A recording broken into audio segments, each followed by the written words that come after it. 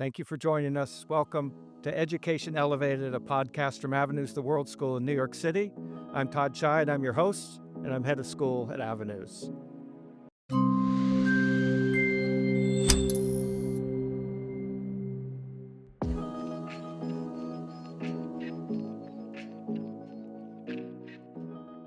It is a special pleasure today to welcome as our guest Olivia Gross, who is a graduate of Avenues, New York. Olivia, welcome. Thank you so much for having me. Really good to see you. You too. I think it's worth naming that you graduated from Avenues in the spring of 2020, which was both a hard and an unexpected time, hard year to graduate high school and a hard year to start college. Yeah, resilience building for sure. Resilience building for sure. But tell us a little bit about your journey when you left Avenues. I know you went off to the University of Chicago and did all kinds of interesting things. Yeah, for sure.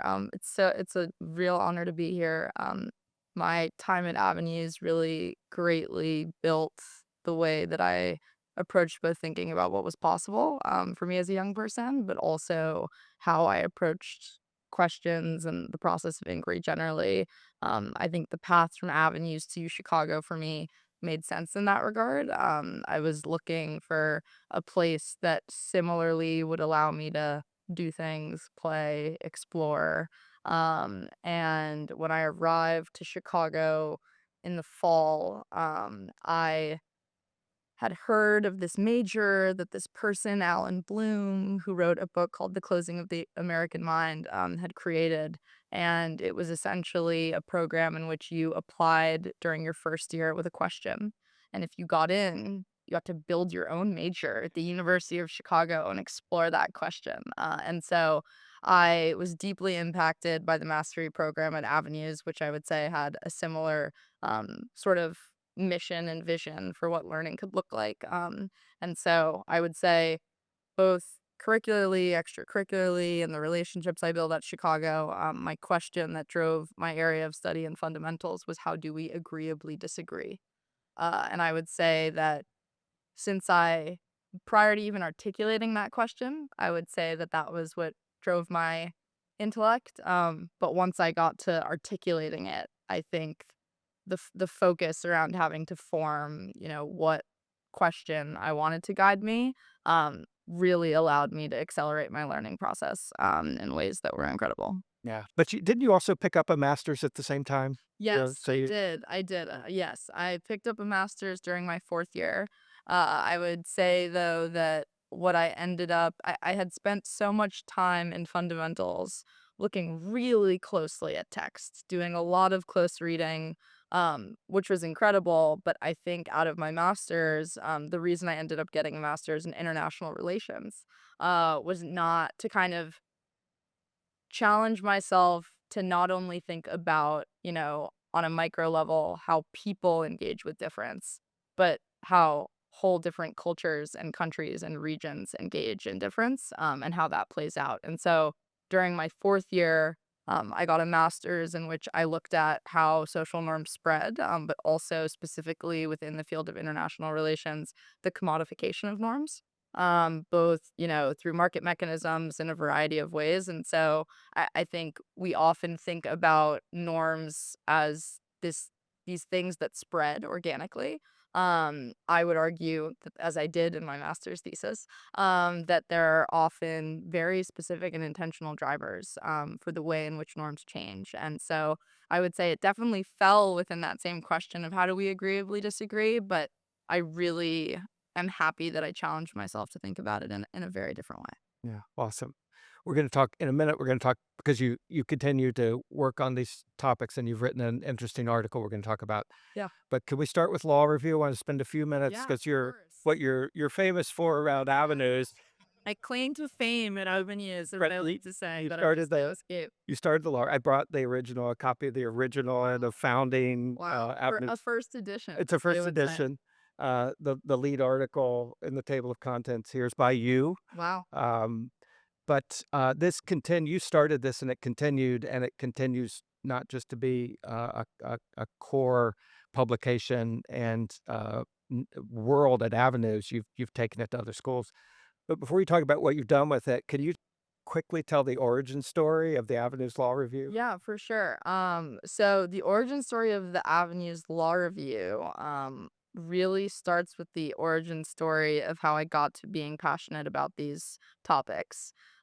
So I grew up in a Jewish household. I'm the great granddaughter and granddaughter of Holocaust survivors, and my grandparents and great grandparents inspire me every day, both those that are alive and who are no longer with us, just for the outlook that they had, continuing to live a life while experiencing the unimaginable at a very, very young ages. But my grandfather's takeaway from surviving the war was a moment he identified when things started to turn and that speech was starting to be restricted. And for him, that was a really defining moment of what that does to a culture. And so I grew up with this serious, passionate sense of allowing everyone to say what they want, no matter how upset, harmful it may feel or seem. And so when I was in middle school, really saw that take place in my Jewish education and my study of Talmudic law. And for anyone who's ever studied Talmud, it encapsulates the notion that you do not know a truth or a fact unless you're aware of the disagreement that was the reason that fact came to be. And throughout my secular education, when I started at Avenues in ninth grade, I found Supreme Court opinions fascinating. And I think I was drawn to them because they had this similar sort of notion in them as I found in Talmudic law. Do you even understand what a majority is if you haven't read a dissent? And so I really had loved reading Supreme Court opinions. And the next step when you love reading Supreme Court opinions as a 15-year-old, as all 15-year-olds do, is reading law review articles. And the concept of a high school law review seemed, uh, I assumed it existed. Okay, if we have, people at the law school level engaging in these ideas and writing about them for one another, what could it look like for high school students to engage in these ideas and writing about them in a way that would be by high school students for other high school students? And, for any high school students that don't do law review, and I don't know which, who those could possibly be. But for any high school students that engage in constitutional law, um, it can be a pretty gate-kept space, right? There's a lot of jargon, there's a lot of confusion, but that confusion, in my opinion, happens when we get further and further away from the primary sources we're talking about here. There's a significant difference between engaging with the Supreme Court opinion or the Constitution itself and reading law review articles. And I felt that tension, and I didn't want other high school students experiencing that. And so we I was in the mastery learning system at the time, reading tens of Supreme Court decisions a day, and the space I was given to play within the MLS was a huge part of, how the law review was born. But from reading those opinions, I thought, you know, a high school law review, wow, that could be something. And so we woke up, I think we arrived to school an hour. We were the only club because we were such hardos that arrived an hour before school, to debate and discuss various cases. And in that first year, there was a lot that I started to recognize. Um, Conversations I would say were already starting to feel pretty polarizing, among students when it came to contentious topics.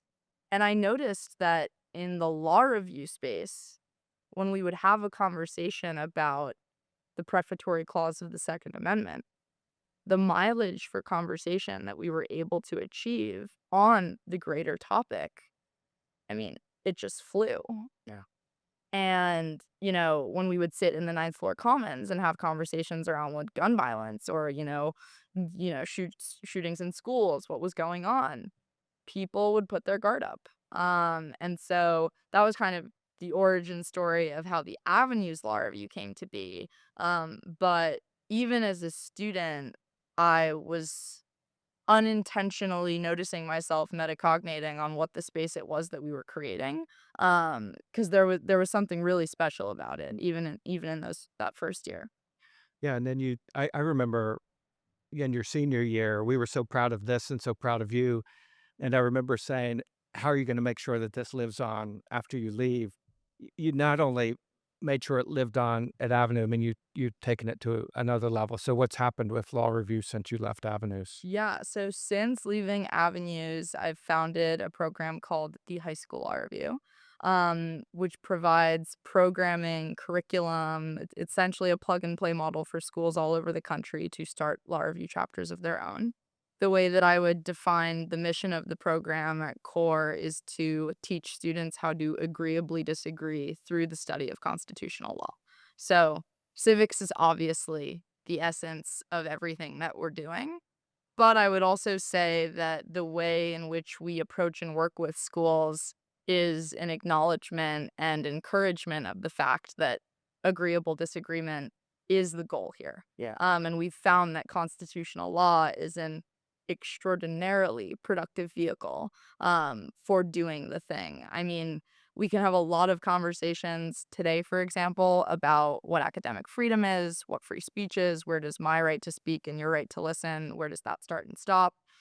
But I would say that when you're dealing with high school students, there's this expectation that we as adults or young adults have to criticize those young people who don't know how to agreeably disagree when we ourselves aren't modeling it. And so I'm a big believer in that, in specifically in the high school law review setting, we can, have students read books on what free speech is and what agreeable disagreement is.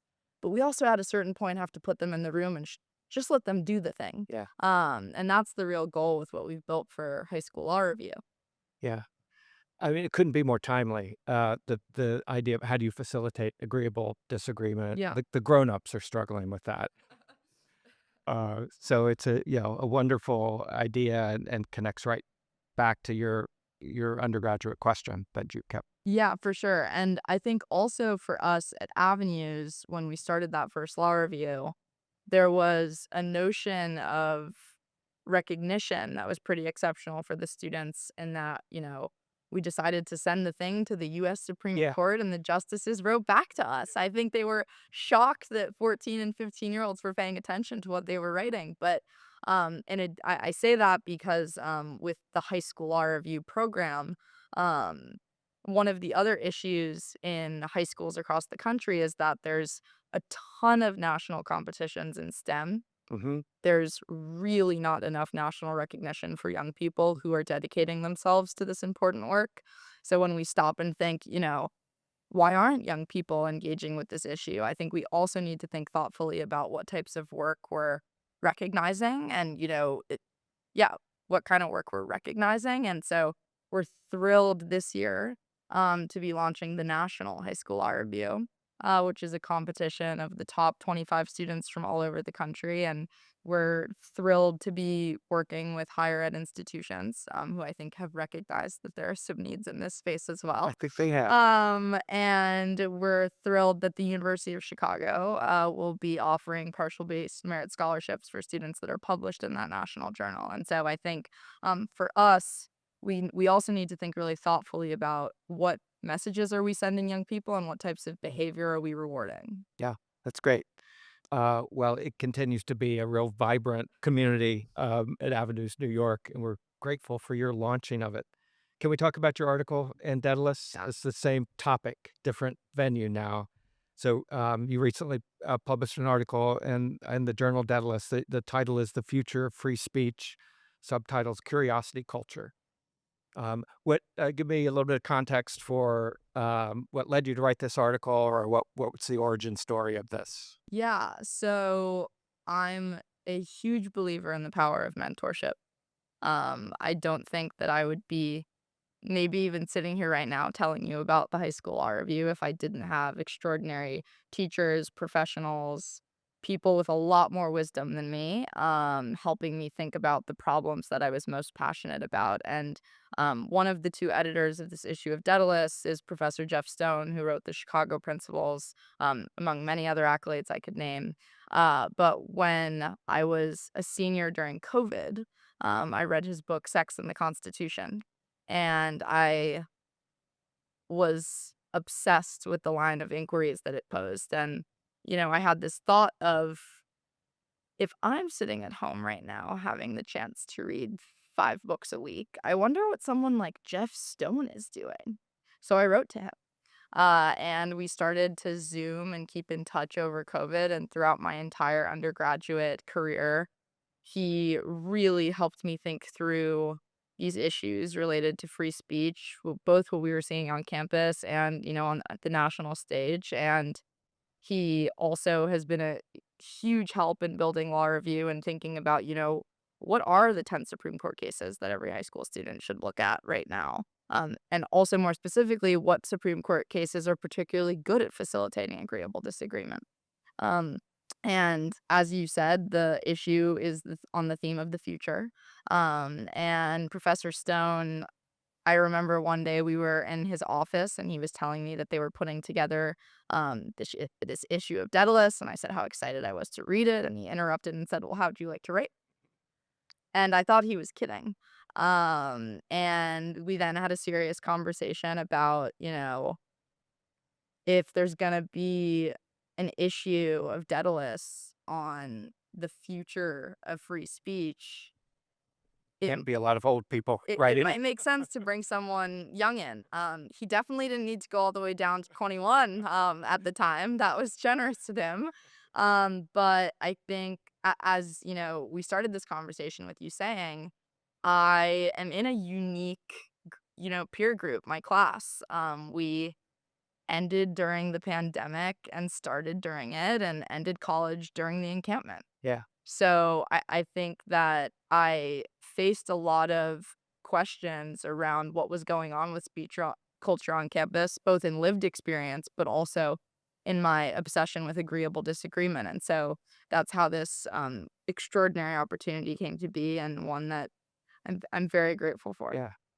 I want to get in a minute. I want to talk about whether some of those conditions I think have created um, a, a, a, a context of stress and anxiety for young people in Definitely. which this conversation, it affects this conversation. But Definitely. what you write about is, I want to pick up on language you've already used of the distinction between free speech and academic freedom. Yeah. Academic speech is different from free speech. And I wonder, let's unpack the Yeah. distinction, Yeah, and for why it's sure. important. Yeah. I will preface I'm by no means a First Amendment scholar, right? Anyone can look into this stuff themselves, but for me, a huge reason why I wanted to attend the University of Chicago was how they've been a leader in this space and thinking about, issues related to academic freedom. And it's this acknowledgement and understanding that in order for the university to function, functionality is something we can unpack and talk about, but in order for the university to be able to function, what are the guardrails that need to be put in place in order to make that happen?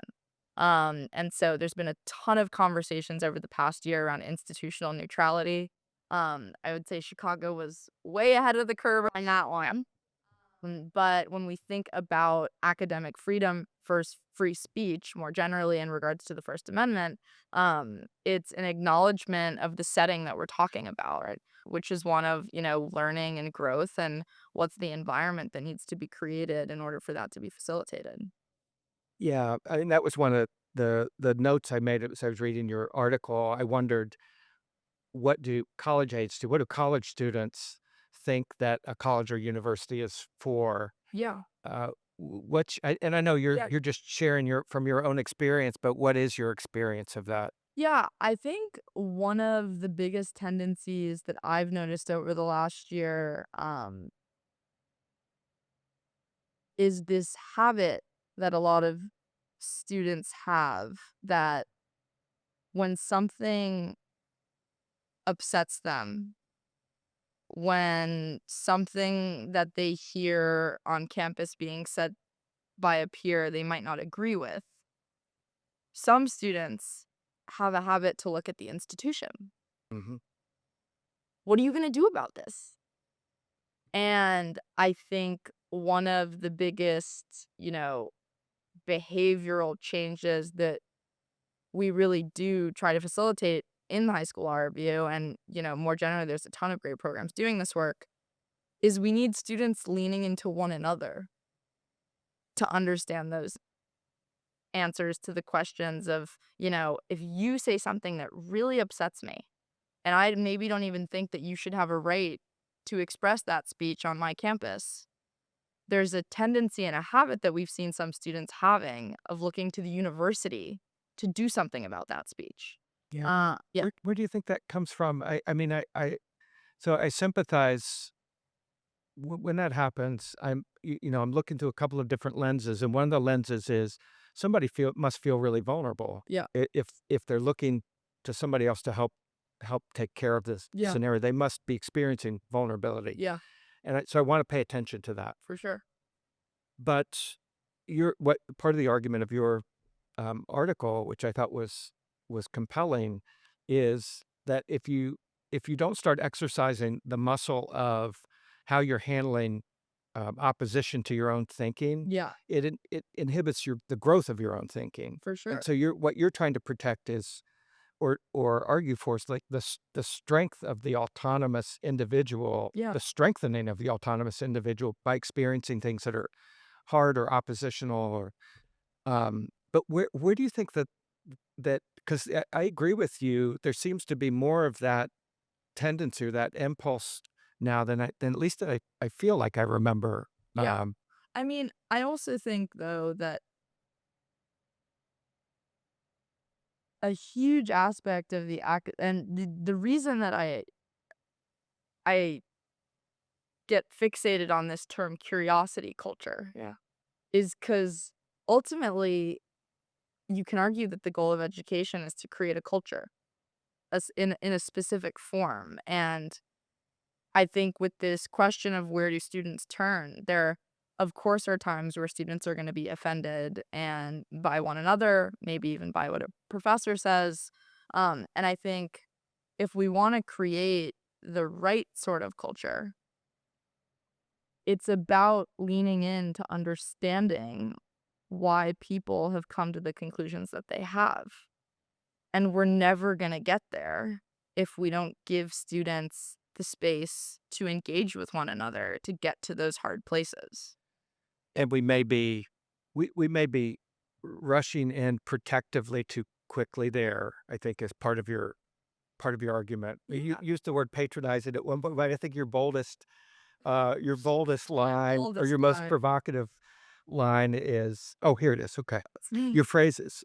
Um, so the phrase you use at one point is, and now I'm quoting, "A patronizing mistrust of students' ability to speak and judge for themselves." And you say that kind of feels insulting or patronizing if I'm assuming that you all can't handle a level of disagreement or maybe even provocation. Yeah, I mean, I think it goes back to like the great books, right? Like Plato has a lot to say on this matter. We don't need to go into that today. But what does it say about the strength? University is the time to play with ideas. I mean, I mean, at least for me at Avenues, I remember my best friend's parents back in college when I was a communist, XYZ. There's this assumption that in You college, try on identities, you yeah, try you're on figuring yourself out. And I think a huge part of this too that I think we forget when we have this conversation is we're not just students showing up to class, reading books, or doing problem sets. We're young people figuring out who we are. And at the intersection of those two, which should be happening constantly, of course things are going to get sensitive and they're going to get hard. Often those are the best conversations that happen on college campuses. But if we don't give students the space and room to disagree and even offend one another, how can we expect them to find the core of who they are, right? I mean, the way I view it in my head is you begin college as a stone, right? Like that needs to be shaved and carved down and and you don't know all the time what's going to be at the bottom of it, right? And so I would say it's insulting to say that to not trust me to figure out what shape and form I'm gonna take. Yeah. Let me try to take on let my generation take on some of the blame or Yeah, responsibility. your generation that were the communists For the at college at one point, right? Well, so here's the thing. I mean, I do think if so Jonathan Haidt's recent book, The Anxious Generation, sort of went viral all over the country in context where education was being talked about. I heard him speak here. I've read his book. A lot of people here have read his book, and a lot of people in schools have read his book. And partly it's about, and importantly, it's about social media and screens and the impact of digital life on young people and the relationship of that to the anxiety, the anxious generation. Yeah, But another big part of it, I think, is educational and parenting, and the way that adults treat young people. Where yeah, his argument is we're overprotective.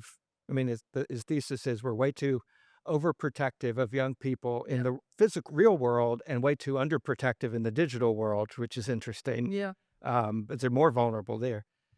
Uh, but I think he's on to something that relates to this larger conversation about feelings of safety or feelings of threat. yeah, Because if you raise young people, if you're constantly protecting them yeah, from threat, and that's what they're habituated to look for is buffering, protection, intervention, yeah. and then so that all the adults are around you doing that. Then we send you off for your first shot at being on your own. Gonna be really scary. So you're looking for that, Yeah, right? So I think just in fairness to young people, we've probably created the conditions in which that feels natural to do, which doesn't mean I'm arguing that you're not right, that yeah. it's not helping you become stronger. But I would also push back on there needing to be someone to blame, Okay, right? sure. Like, sure, we I'm could. just trying to take one for the team here. Yeah, I know, I know. No, but I more mean it though. It's about these habits. Like they have real impact, and I think more part of having courage, right? Like right now, if you say it right now in recent years, if you said something, out of the Overton window of acceptable ideas on a college campus, you're seen as courageous. I think that's a pretty low bar for courage, Yeah. right? And so I think we also need to change some of our habits here in what sorts of behavior we're rewarding and applauding, but also who we're always looking to blame. I mean, one thing you mentioned with uh, the Anxious Generation Heights book, there's a statistic we talk about in high school law review that 94% of students by the time they graduate high school would have posted something on the internet. Huh. When a lot of students think about posting, even though they do a lot of it, they feel a sense of anxiety. Yeah. What we do with law review and publishing students' work. So all of the law reviews within our community are published digitally on our platform. And then you have students at Avenues being able to read what students in Fargo and Dallas, how they might be thinking differently about ideas. We've also forgotten that publishing and having written word is intended to be an empowering activity. We want students understanding that there's a difference in stakes between saying what you think of the equal protection clause within the building here at Avenues and writing it down. And that's something that we want students that should be confidence building. That should be character building. And I also think that students now have become fearful of being attached to certain ideas.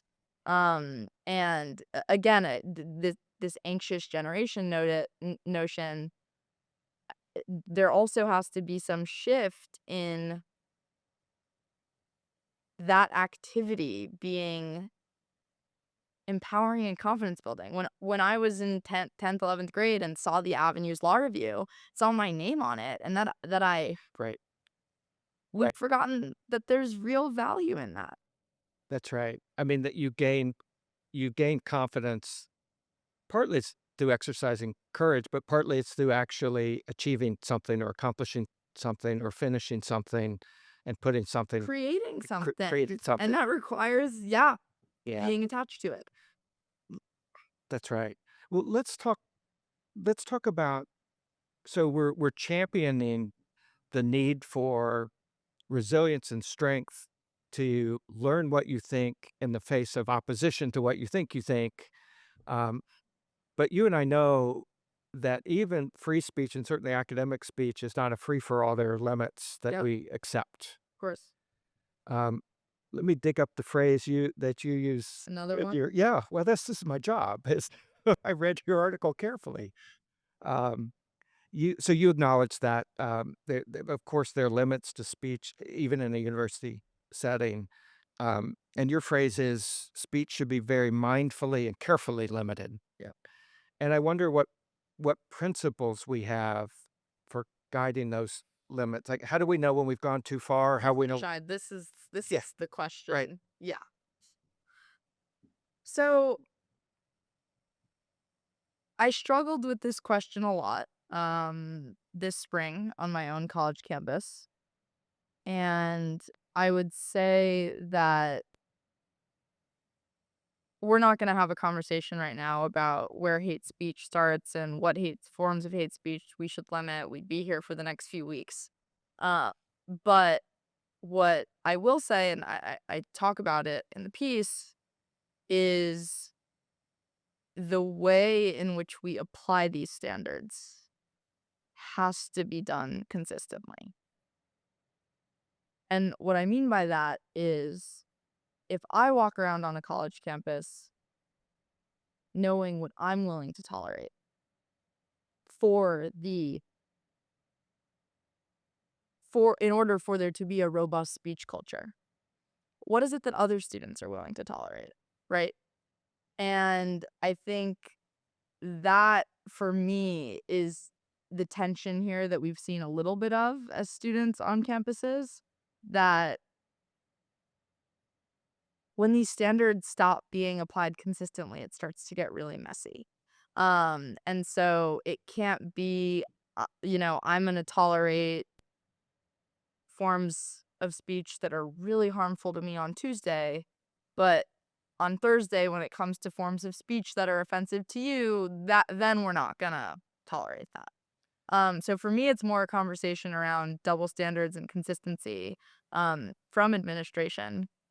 Or when we think about the conversations around institutional neutrality, we get to institutional neutrality because schools, both high schools, universities, elementary schools, quite literally will not be able to function, will not be able to do their job if they start getting in the business of what's going on today in the world, that there is something every day going on in the world that's gonna Yes. deeply upset people.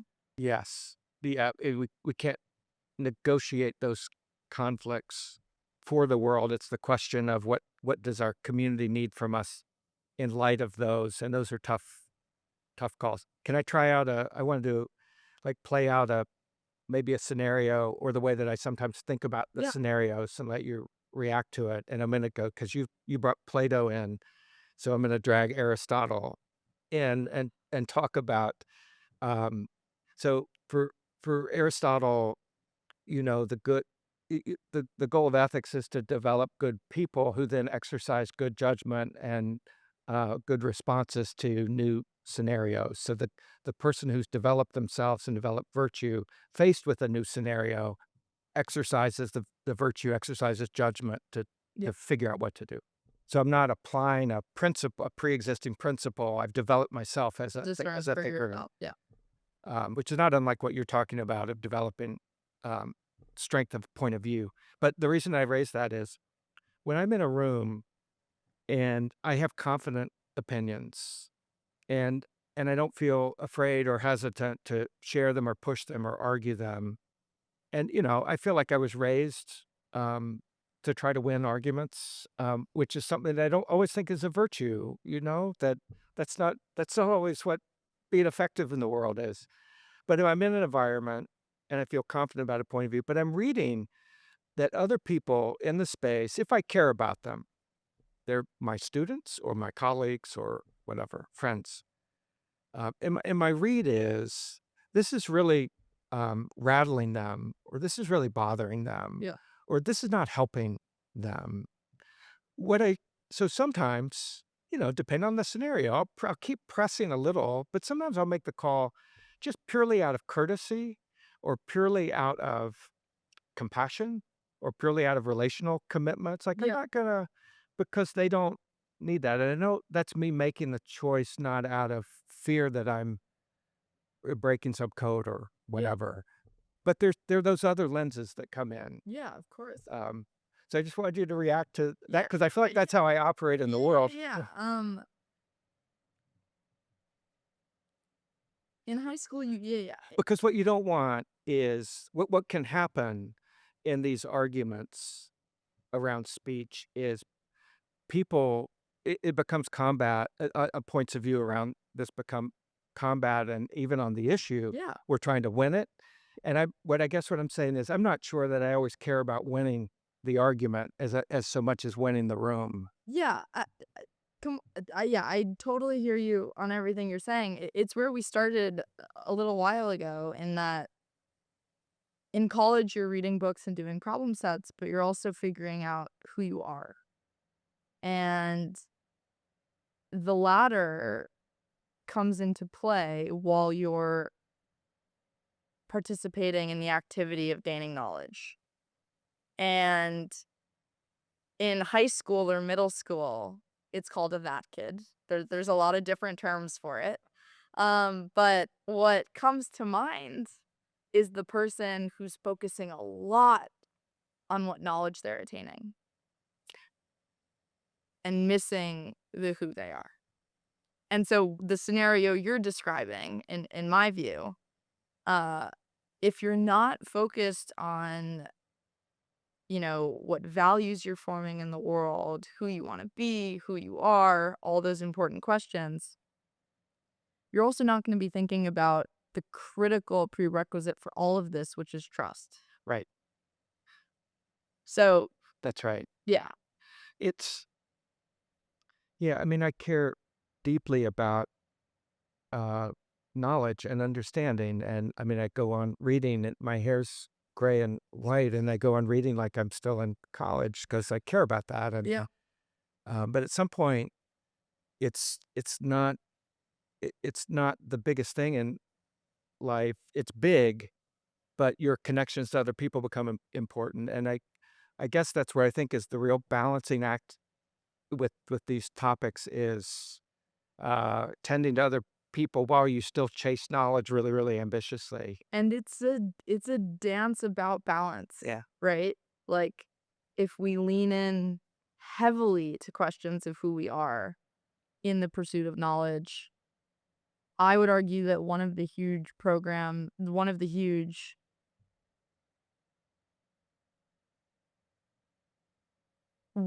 the outcomes we've seen with law review that gets at the exact problem you're identifying is that when you have, and this isn't specific to law review, but in law review, we use the Constitution as the primary text. But for this scenario, when you have a primary text on the table, you are creating a degree of separation. Yeah.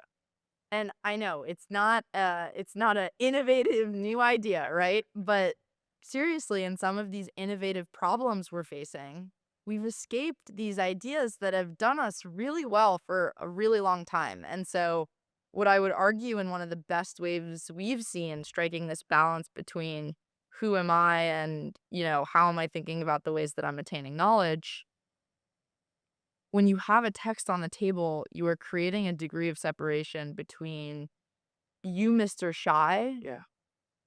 and your interpretation because of who you are and where you come from or, whatever of, sorry, I don't want to say it like that. You're creating a degree of separation between you, Mr. Shy, and your interpretation of the specific text that we're talking about right now. And there's a detachment that's created between who you are and what you think of what's going on in a given conversation. That's right. Yeah. I wanna explore one more dimension of this, Yeah. if I can, because I think it'll help me as somebody who works in a school, um, and I wanna understand the language you used in your article was about, the dynamic of social punishment. Yeah. Um, yeah, and Really tough. what made me the way I read it was the dynamic between peers is actually a much bigger has much more impact than anything the institution may do, but I'll let you Yeah. correct that if that's not right. Um, but I was also reading a recent article, by Mark Edmondson, in the American Scholar, and Mark Edmondson, who I really love, has been teaching at UVA for a long, long time, and he describes his language as conformist doldrums, and he says students are afraid to say the wrong thing in class, and that it's sapping the intellectual energy that should exist in the space. Yeah. And so he's describing he says they feel like they need to be cautious. And I wondered, and Mark Edmondson loves college students, so I think being descriptive and not judgmental because I think he wants to figure out how to help this dynamic too. Um, what I was talking about earlier was I think courtesy and self restraint and all those are virtues, but I don't think fear is a virtue. And is it right that there's a lot of fear at play in some of the dynamics around speech, and what you call social punishment around speech? Yeah, absolutely. Um,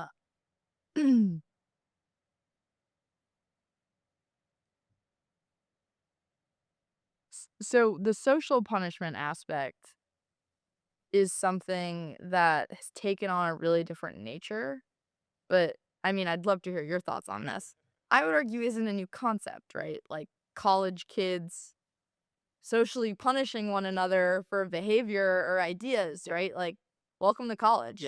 Um, but what is really different now, is an opinion or a thought that you said in the dining hall, playing with ideas in the exercise that is shaving, the core of yourself down, blurting out in the dining hall one day, and this is why I'm a communist. There is an inescapable nature to the things we say, right? Getting back to the anxiety with attachment point that we were talking about earlier, that because of everyone on a campus's online presence, the things you say in the real world, one could argue you don't escape.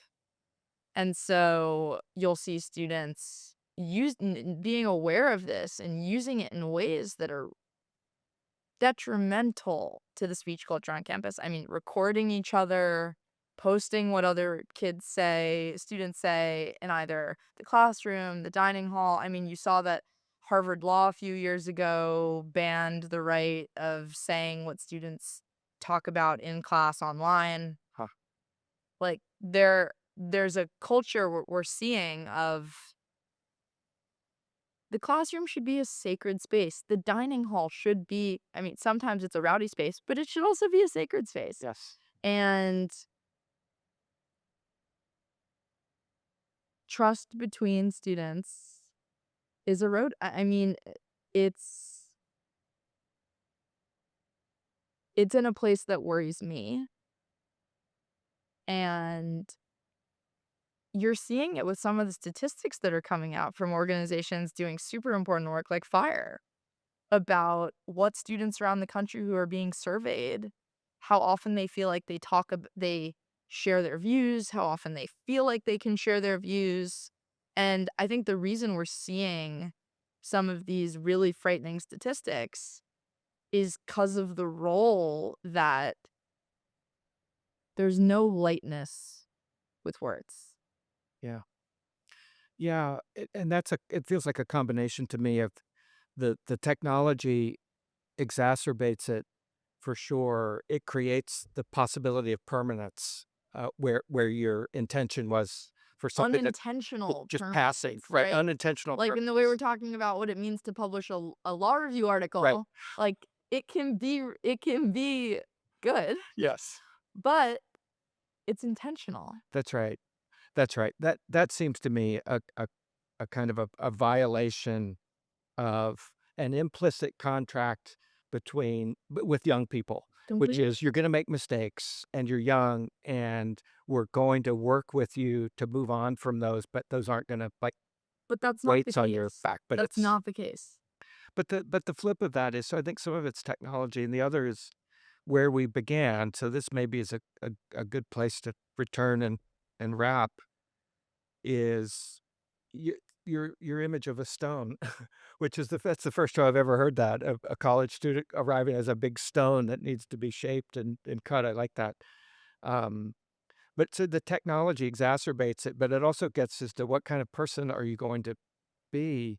And I wanna try to be myself, but I want you all to be generous and people who forbear and people who um, forgive and people who empathize and all of that. If you have a combination of where anxiety is overriding some of the development of those kind of core virtues, and then you have the technology that is putting a bullhorn in front of the weaknesses and perils of that. It's a really fraught space to be because the real solution is develop yourself, and you'll withstand whatever comes. It's that old, do you know that old Buddhist, I don't know whether it's a parable or a saying or a story, but it's in the form of a question. Can you cover the whole world in leather so that everywhere you walk is soft? And the answer is obviously no. And so what can you do? And that the answer is, well, you cover your feet in leather and then everywhere you walk is soft. But it's you like you've taken care of your Yeah. and that's the cultivation of who you're gonna be is kind of where we began. And that seems under threat from lots of things, the anxiety anxious generation and the technology it makes it more perilous. I won't take the blame again for my generation, but, we'll leave it there. Can I ask you, so this is, it's a podcast from a school about education, and I like to end by celebrating teachers and teaching, and I just wanted to ask you, if you would, to name or share, a teacher or 2 who was influential for you, maybe particularly in sort of related to the conversation we've been having, Yeah. who helped shape you, So there were a lot, okay? There were many, faculty, specifically at Avenues, who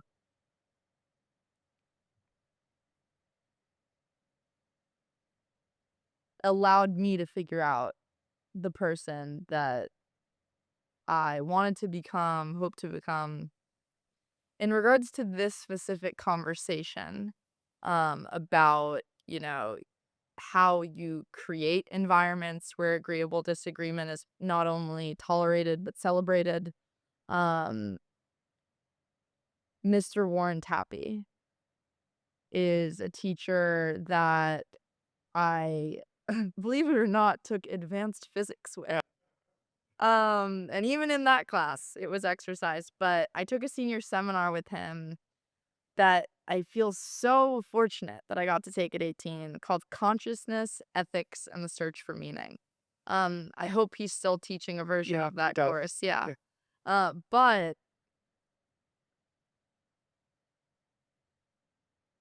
Mr. Tappy in that class modeled for us what it looked like to be sure of yourself, unsure of yourself, curious. He did the thing. And at certain points, it would be like watching, oh, wait, what's it called? Okay, I'm gonna It's okay. conductor. At certain points, it would be, as a student, the experience was watching a conductor bring people to points of agreeable disagreement, pushing them just the right ways, but first allowing us to create trust with one another, to feel like, you know, I'm thinking of the example of a classmate, to create trust within another so that when Sabine disagreed with me, I knew her well enough in the intellectual environment to know that she wasn't attacking me and my personhood and how I develop my thoughts and ideas. She was trying to help me articulate what conclusion I was struggling to arrive at. And he also modeled for me specifically what the life of learning looks like. He had a profound sense of any text, person, or idea can teach him something. And I think we hope for that in all of our teachers. We hope for all of we as human beings, we all hope to do that, but that's hard. Yeah.